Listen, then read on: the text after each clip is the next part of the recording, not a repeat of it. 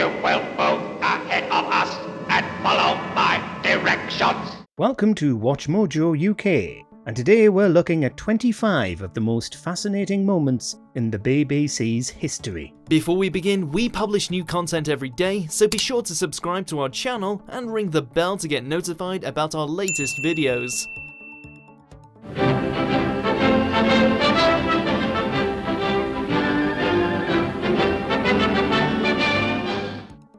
Number 25, 1922. The pioneers developed broadcasting and shaped the BBC largely through trial and error. Before the British Broadcasting Corporation, there was the British Broadcasting Company, founded as a private venture in 1922, and interestingly, it was controlled by the Post Office. But what does post have to do with television and radio, modern viewers might wonder? Well, at the time, the General Post Office had government-mandated total control of all mass communication, barring print, all because of the invention of the telegraph. At the start, everything was new. The British Broadcasting Company began 5 years before there were talkies in the cinema. All of these technologies were intertwined, so the BBC was the purview of the GPO for 4 years. In 1926, it was dissolved, and the state-owned BBC that we have today was formed, beginning on the 1st of January 1927. First of all, I must apologise for my voice.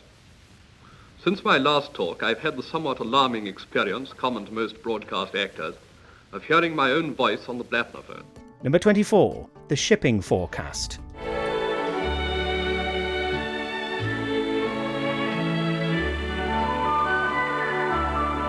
Did you know that the UK was the home of the first ever weather forecasts broadcast via radio?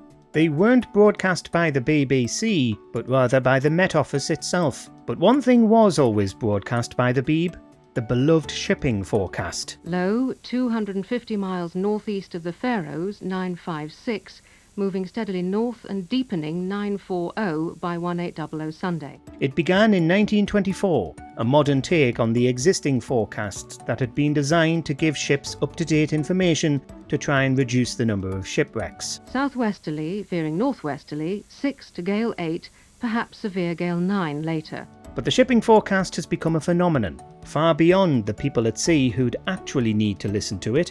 People just love it, and will diligently tune into Radio 4 to hear it every day. Rain, then wintry showers, moderate or poor, becoming good. Number 23, the Pips.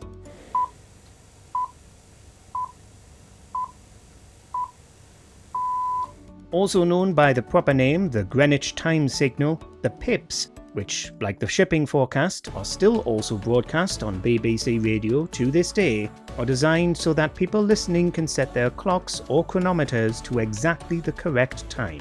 Yes, this was another development that comes from Blighty's maritime past, because the signal was used by navigators on ships. This clock was used to send time signals to the BBC, who then broadcast this as the 6 pips time signal, where the last 5 seconds of each hour are denoted by a beep or a tone on the radio. Originally, the pips came from Greenwich Observatory, right on the Greenwich Meridian line from 1924 onwards, but today they come from an atomic clock in the cellar of Broadcasting House.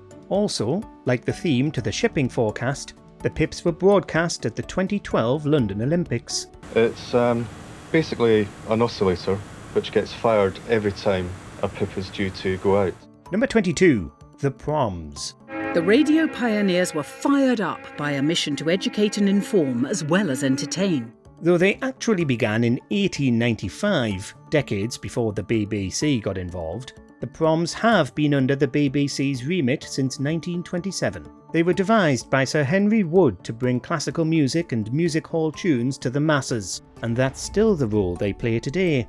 Only 5 years in, and now a public corporation, it took over the Proms and then set up the first salaried orchestra in Britain, the BBC Symphony. Broadcast on television and radio, the Proms are a way to get ordinary people excited for classical music and orchestras, and are an extremely prestigious event in the entertainment calendar. There are even different proms for certain occasions, including a Blue Peter prom at one point, and a popular Doctor Who one.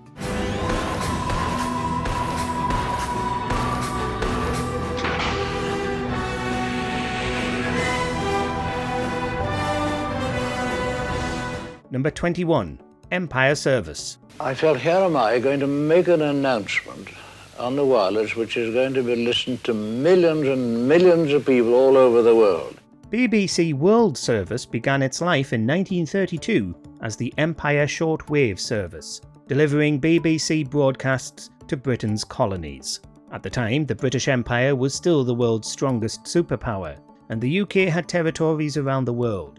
It was so old that it was the service used by King George V, who died in 1936, to deliver his Christmas message.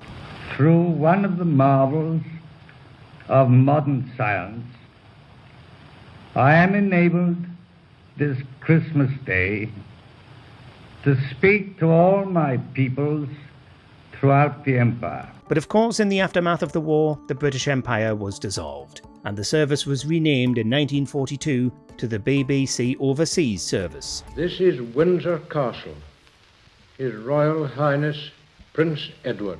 In 1965, it became the BBC World Service, the name it still has to this day, as it broadcasts BBC material to the Commonwealth and Brits abroad. Number 20. HD TV. BBC Television. This is the switchboard of picture page. Though the BBC has a reputation for being a dinosaur and a relic of the past, it's actually often been on the cutting edge of technology. For instance, did you know that the first high-definition television broadcast came from the BBC?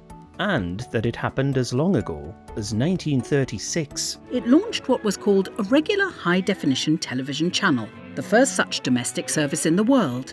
This isn't modern HD of about 720p though, and actually HD is a relative term that just means a higher definition than the technology that came before it. At the time, high definition meant 240 lines in the image, and the BBC was HD from the very first day it broadcasted on television, the 2nd of November 1936. Here's looking at you from across the... Hardly anybody watched it, of course, because very few people had TVs, but they did it. Number 19. Impartiality. We have got to a point where we've agreed how to go forward and protect the BBC's impartiality. That's what we're doing. You almost certainly do know about this one, and you probably don't believe that the BBC is impartial at all, because nobody does. But from the beginning, the BBC has been ordered to be an impartial broadcaster, and it's part of the BBC's charter. Presenters and journalists who break this rule face severe penalties, including its former top-paid star Gary Lineker, who was suspended. But fundamental questions for the BBC remain about Tim Davies' leadership, about his approach to impartiality, about how it came to this. His suspension led to the impartiality mandate reaching into social media too. In fact, the BBC's strong stance on impartiality means that people often believe all news outlets should try to be impartial, even though it's really only the Beeb that turns its back on opinion pieces. The BBC's impartiality guidelines apply just to news and current affairs staff, which is what Gary Lineker argues, or actually do they apply to people across the whole of the organisation? That's not at all clear. Number 18. John Logie Baird. Mechanical television was first out of the blocks, thanks to an obsessive Scottish engineer, John Logie Baird. This Scottish inventor had a lot of experiments bankrolled by the BBC, again putting it on the cutting edge. We just told you that the Beeb began broadcasting in 1936, but that was the beginning of its regular television service. It made a handful of experimental broadcasts before that, many fueled by Baird's technology. We're going to show you one of the visitors in our series of outside broadcasts, Golfers in Action. Baird also helped the Beeb transmit one of the first live outdoor broadcasts, and his systems were the backbone of the broadcasting infrastructure in its first decade on the air. He was also a pioneer of colour television, and in 2021 had his face put on the commemorative 50p coin. But finally, after months of frustration, his hard work paid off. Number 17. RP. Today is another landmark, because television has made it possible for many of you to see me in your homes on Christmas Day. Just what is received pronunciation? The UK is dominated by this bizarre accent that hardly anybody actually uses in real life, but which was historically used throughout BBC broadcasts and by other news readers. It's so ubiquitous there that some have even suggested calling it BBC pronunciation. And for good reason. Lord Reith, the Beeb's first Director General, mandated that the BBC should have its own accent as a mark of prestige. I didn't know what broadcasting was. How do you mean you didn't know what it was? I literally didn't know what broadcasting was. In recent years, there's been a big push for more regional diversity on the BBC, even outside of its regional franchises. And it's a lot rarer to hear an RP accent these days. And so I wish you all, young and old, wherever you may be, all the fun and enjoyment and the peace of a very happy Christmas. Number 16.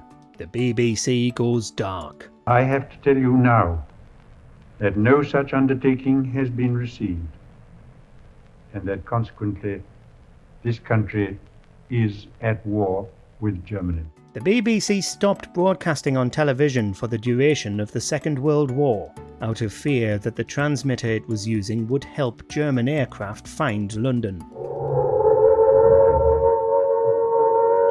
They didn't have much aircraft to worry about until the Blitz began the following year, but even when the bombing raids ended, television remained dark until the middle of 1946, almost a whole year after the war was over. For nearly 7 years, the radio was king, delivering crucial updates, including the announcement that the war had ended and that the following day was going to be VE Day on the 7th of May 1945. Well, here we are after a lapse of nearly 7 years, ready to start again.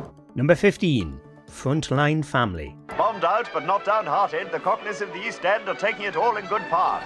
The BBC has the longest running soap opera in the world, The Archers, but throughout the war, it also broadcast this forgotten soap, but only in North America, called Frontline Family. It was all about life on the home front and was designed as propaganda to try and guilt Americans into entering the war. Our Christmas pudding is down there somewhere, and you can be sure we shall dig till we get it. And if I buy my husband as well, that's all to the good. Bear in mind that until Pearl Harbor was bombed in December 1941, America's intervention was far from a certainty, and with France occupied and Russia still maintaining an uneasy alliance with Germany, Britain was alone. The programme ended up running until 1948 and was broadcast throughout the US. Ahead lay a long, hot summer as battle for national survival was fought in the skies over Britain, in full view of the population. Number 14. Code messages. Details of how BBC News bulletins were used to send secret messages to resistance fighters in the Second World War have been released today. Still on the war, while the Vichy regime ruled France from 1940 onwards, there were many people in the country who didn't accept French surrender. These resistance cells were actually aided by the BBC throughout the conflict, with BBC radio announcers broadcasting to France, delivering coded messages via Radio Londres. This is the BBC Home and Forces programme. Axis powers tried to block the signal, but it didn't work, and obscure French poems were used to signal to the resistance fighters that the D-Day landings were imminent. This meant that the resistance was called into action to liberate France by the BBC. Miraculously, the Germans never seemed to have got their hands on the codebook that would have helped them decipher the messages. 80 years after the Nazi invasion, we now know the BBC was using music at the end of the news to send secret messages to the resistance. Number 13. Celtic languages. Cappuccino's even got an accent on it. It's not even a Gaelic word.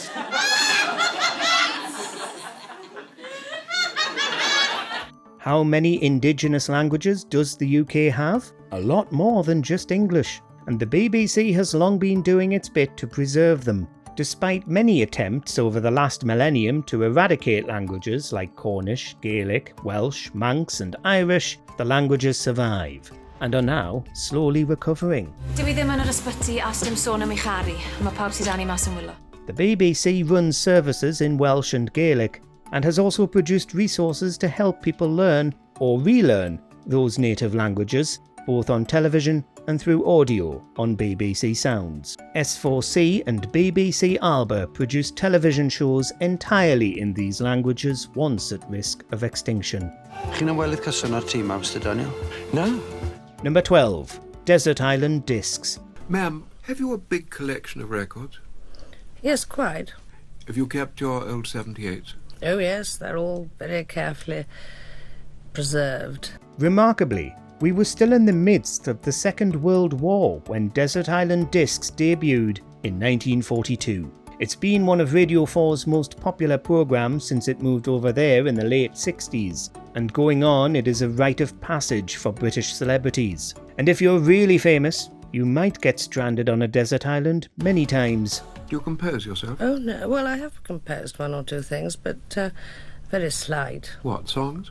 Yes. Some of the most prestigious guests include David Attenborough, Grace Kelly, and in 1981, Princess Margaret. When you think about it, it's fascinating that a programme like this has survived into the present day and remained so popular with listeners and the many esteemed guests. Well, you see, whenever the Queen goes in the yacht, she still takes the Marine Band, and of course there's always a director of music. Number 11, the Spaghetti Tree Hoax. Most important of all, it's resulted in an exceptionally heavy spaghetti crop. Who says that the BBC doesn't have a sense of humour? Well, admittedly very few people, given its habit of producing some of the best comedies of all time. But Panorama is hardly meant to be amusing, unless you were watching this notorious edition in 1957 about Swiss spaghetti trees. There's always the chance of a late frost, which, while not entirely ruining the crop, generally impairs the flavour and makes it difficult for him to obtain top prices in world markets. The segment featured a family picking spaghetti from the local spaghetti trees and was broadcast on April Fool's Day, but considering it came from Panorama, the longest running current affairs programme in the world, a lot of people believed it. People were phoning up the BBC in droves to ask about how they could grow spaghetti and other varieties of exotic pasta at home. For those who love this dish, there's nothing like real homegrown spaghetti. Number 10. Nuclear bunker. Where would you go if there was a nuclear war? For a select number of BBC journalists, the answer to that question is Gloucestershire. The explosion of a 1 megaton bomb over Bristol would kill 100,000 people immediately. With the county also home to GCHQ, there's no better place to hide in the event of a nuclear catastrophe. This bunker was built near Cheltenham during the Cold War to enable the BBC, in some form, to continue if the worst happened, so that people could keep getting radio updates if that was possible. The 41 acres of ventilated tunnels once used to house huge amounts of ammunition. Now they've been bought by a Jersey-based investment company. Bizarrely though, the bunker isn't even underground, and hardly looks like the most secure place in the world. Today, it still exists, but it's privately owned. We don't think, we're not so worried about a nuclear attack because I think we all agree that there will be no survivors even if they're underground. Number 9. The Coronation. The Coronation of Her Royal Majesty Queen Elizabeth II. Queen Elizabeth II made broadcasting history many times during her life. Her wedding to Prince Philip was broadcast worldwide by BBC Radio, but in 1953, her coronation was broadcast on live television. This was the BBC's second attempt at broadcasting a coronation, but King George VI didn't let the cameras into the Abbey.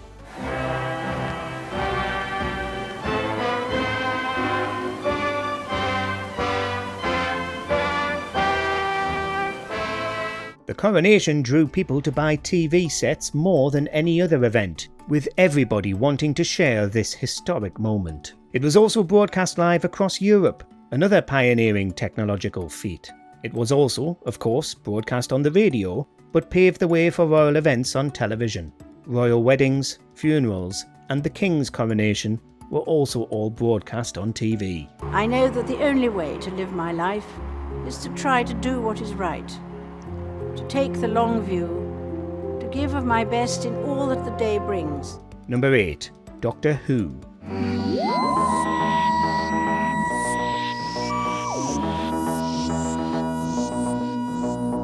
You probably already know that Doctor Who is the longest running science fiction programme in the world, but did you know that it was very nearly dead on arrival thanks to President Kennedy being assassinated the day before its first episode? President Kennedy is dead. The President of the United States was shot down by an assassin's bullet. Yes, November 23rd, 1963 was when the first part of An Unearthly Child aired, and that alone was remarkable since there was so much coverage of JFK's death. followed by the coverage of Lee Harvey Oswald's death the day after. I thought it would be cancelled, but it wasn't. And I didn't quite know how the whole thing would be received. Thankfully, the BBC rebroadcast the episode a week later, and thank God they did, because Doctor Who remains one of our most popular homegrown works of fiction ever. Number 7. Test Card F. You've seen this girl before, but do you know who she is? She's actually called Carole Hersee, and is the daughter of George Hersee, the BBC engineer who made the test card and used her image. Is the most broadcast face in the history of television. To be fair, Sandy, I'm inside that clown costume, so that... From 1967 up until 1983, Test Card F was the card regularly shown on TV, and it reappeared sporadically until 2013. The BBC has plenty of other test cards, but none as memorable as this one, which has itself become part of pop culture. Where did you get Bubbles the clown from? He was a kit and I made him. Oh! The test card girl even turns up to taunt D.I. Tyler in Life on Mars. It's estimated that Carole has appeared on television for a whopping 70,000 hours in total. I'll be back in an hour with another update, Jane. That was retro. Number 6. Radio 1 versus Pirates. On Easter Saturday, March the 28th, Radio Caroline's first broadcast descended on Britain like a bolt from the blue. The BBC's biggest radio station today is Radio 1, which broadcasts everything that's big in the charts and has done so since 1967. But the Beeb didn't always embrace pop music, and it was only after the outrageous popularity of pirate radio stations, specifically Radio London and Radio Caroline, that they decided they had to do something. Radio Caroline, 4.5 miles off Felixstowe, was the first of the pirate ships to beam unlicensed pop music over British shores. With rival broadcasters operating illegally in international waters, Radio 1 properly licensed the music it was playing and became popular enough that it killed the pirates. But interestingly, many of those pirate radio DJs eventually went legit and came to work at Radio 1. It's still the BBC's flagship radio station, even though it doesn't play the shipping forecast. I thought at that time this is going to alter the whole of broadcasting, which of course it did. Number 5. Pudsey Bear. We're doing something different for children in need. I'm not saying what it is until everyone's agreed with. Just where did this lovable bear mascot come from? Though it's hard today to remember a time when Children in Need, which began in 1980, wasn't a British institution, somebody did come up with it, and subsequently came up with Pudsey Bear. We love Pudsey! Pudsey Bear! We love Pudsey! Pudsey Bear! Pudsey's designer was Joanna Lane, who named him after her hometown in Yorkshire. Pudsey actually didn't debut until 1985, with no clear mascot before that. But then he burst onto the scene with his yellow fur and trademark bandana, and has remained a pop culture icon in Britain. In 2022, the BBC dropped Pudsey from the official logo, but he still appears as the telethon's mascot. Number 4. BBC Archives. Imagine a world where every word ever written, every picture ever painted and every film ever shot could be viewed instantly in your home. The BBC has one of the largest collections of archived media in the world, with over 15 million items. Interestingly, the oldest items date back to years before the corporation began, in the late 19th century. It's been trying to digitise the entire archives for years, but suffice it to say, that hasn't exactly gone to plan. And in fact, that's already happening on something called the internet. But it has now got a YouTube channel where the Beeb uploads choice artefacts from the history books, including old episodes of Tomorrow's World and archaic news reports. Now, the craze for sending text messages shows no sign of abating. In fact, last month, people in Britain sent over 1 billion of them. Despite all this, many things from the early days of TV and radio remain lost, including old recordings of Blue Peter, Doctor Who, and Top of the Pops. The idea is that wherever you are, at Buckingham Palace or on the bus home, you can send your friends or family a photo with a message attached. Number 3. The new weather. It's the end of an era, really.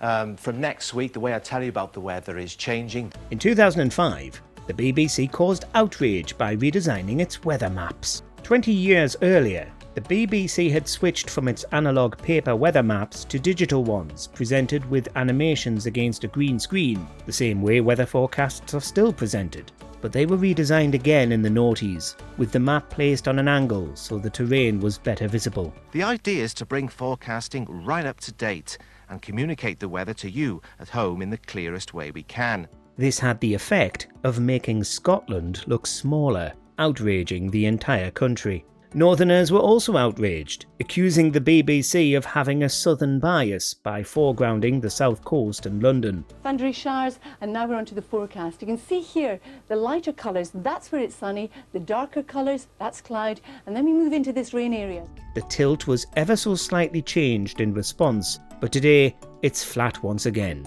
Finally, victory for anybody further north than Birmingham. Number 2. Black and white TV licences. This is the BBC television service. We now present from Studio A, Alexandra Palace, another programme in our series of experimental transmissions in colour. In 2025, it was reported that there were still over 3,000 active black and white TV licences. For a while, the only TV licence was a black and white one, because the BBC didn't broadcast anything in colour until 1967. Early one morning, just as the sun was rising.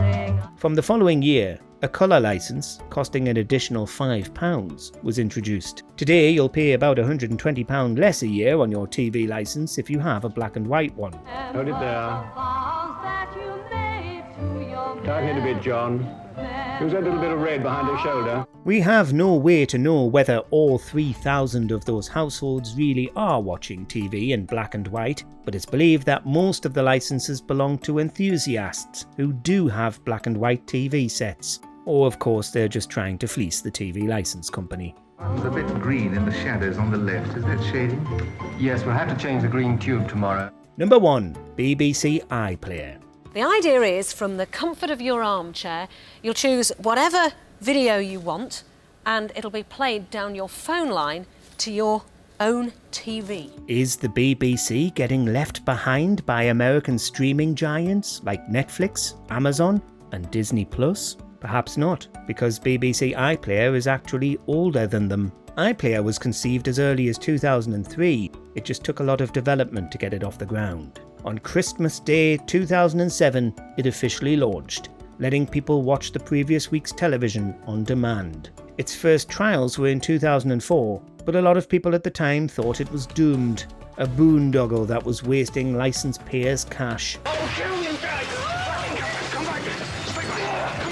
Netflix had only begun streaming in January 2007, after iPlayer's various betas, and didn't gain success until 2012. Yes, the BBC really was, once again, at the bleeding edge of technology, pioneering internet streaming. Don't miss out this Christmas. BBC iPlayer lets you watch programmes from the last 7 days on your computer. Let us know in the comments which of these tidbits and anecdotes you weren't aware of.